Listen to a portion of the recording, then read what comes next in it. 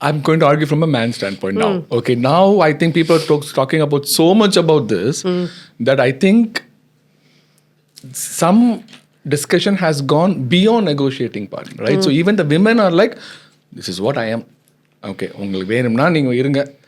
இல்லாட்டி வந்து I don't want this engagement or alliance. That is why I think before people were married, marriage was not an issue at all. Now people are hesitant to get married because everybody has their expectation, which is good. But marriage is about compromise, correct? So over expectation on both sides? No, men still have the same expectations. For a man, marriage is he gets a homemaker who might also be working. But primarily, she's the homemaker. And then he gets a sex partner, he gets a free baby delivering machine, he gets a laundress, waitress, everything he gets. And what does a woman get? She'll probably get somebody who makes the money, who drives her around, who shows up at important pujas. This is what the woman gets. And a free sperm donor, she gets all this. Actually, it's not balanced. And women today, they say, why should I suffer so much? I can go and stay in a hostel. I have my own life, my own freedom, my own money, my own space. Now, why should I compromise everything just to be the slave in your house?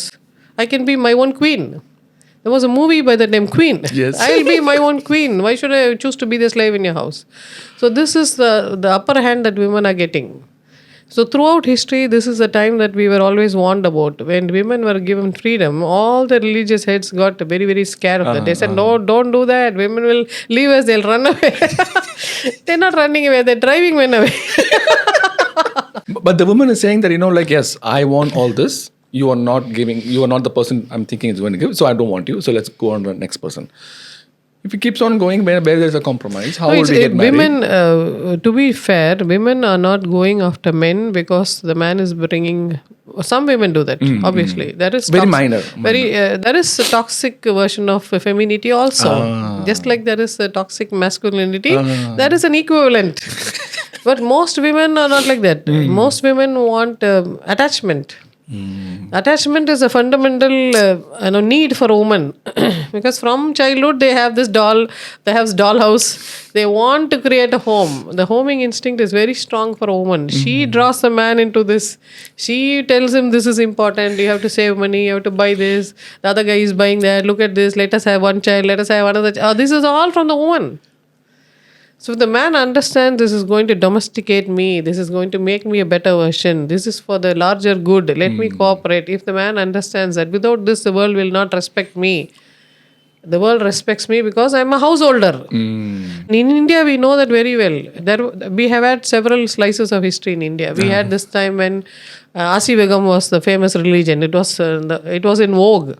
At that time, it was a high status for a man to go away into the forest and become a monk. And then we had Jainism. It was at its peak. And Jainism said the women are all temptresses. Let's get rid of them. Let's all go to the man's club. We'll all become bachelors. We'll practice celibacy. And then it became a big hit. Buddhism watered down a little bit and said, no, women also can be nuns. But since all of us do not have Atma, we'll see who can go to the next life. And then with a bang came Hinduism. It brought Shiva back into household. She said the woman has the power to call a man and say, you come with me, let's start a family. It brought men back from that sainthood and the monk, desire to become a monk, the celibacy, the vow of celibacy, all that changed with Hinduism. All of them became, what we call samsaram.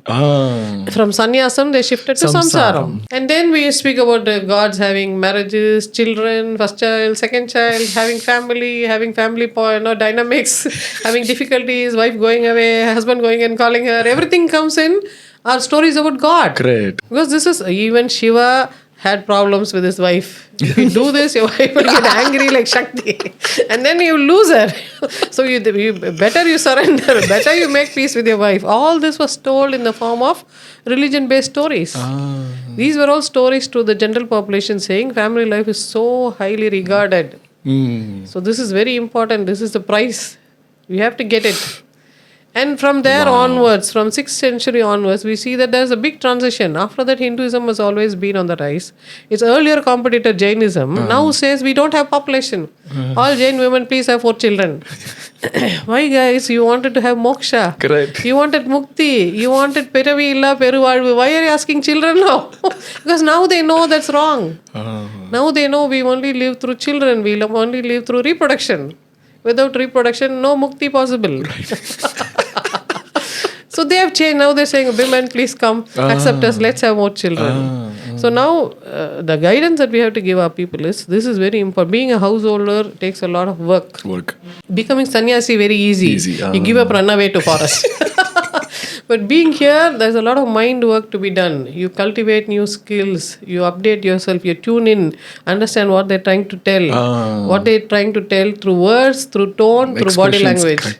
Correct. What is being left unsaid? What is the meaning of that? Maybe many things are left unsaid. There is this pregnant silence. We have to understand what that means. And it requires a lot of tuning in, a lot of psychological bandwidth, which we are unfortunately not breeding in our children, especially our boys. So this generation, we want them to be we want them to level up, get all the knowledge, so that the next generation onwards, we don't have this issue. We pride ourselves in being that ancient great culture. Kal tondri man tondra. We are there. But what are we giving our children? What are we having for ourselves now? By now we should have refined this process. By now we should have this we say culture, so we should have this cultivation. But somewhere certain things are missing because we have been changing our belief systems. Our belief systems are sometimes very contradictory. But one thing is true. As long as we have human beings, there will be need for attachment. Because attachment is how families are made.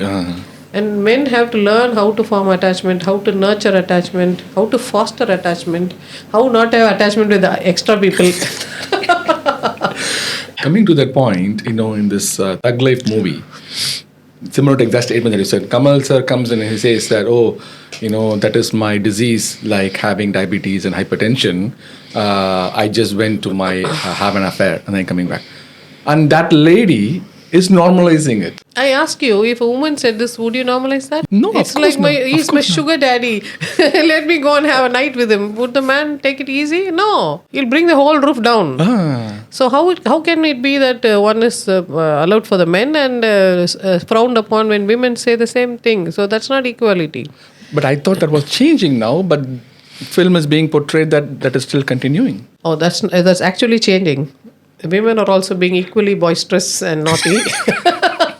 They've always been that way, but now they're doing it with greater openness. They think they're entitled to that freedom. Because we have been abusing them for so long, they're back with great vengeance. Oh, if you can do it, I can do it double. This is not good.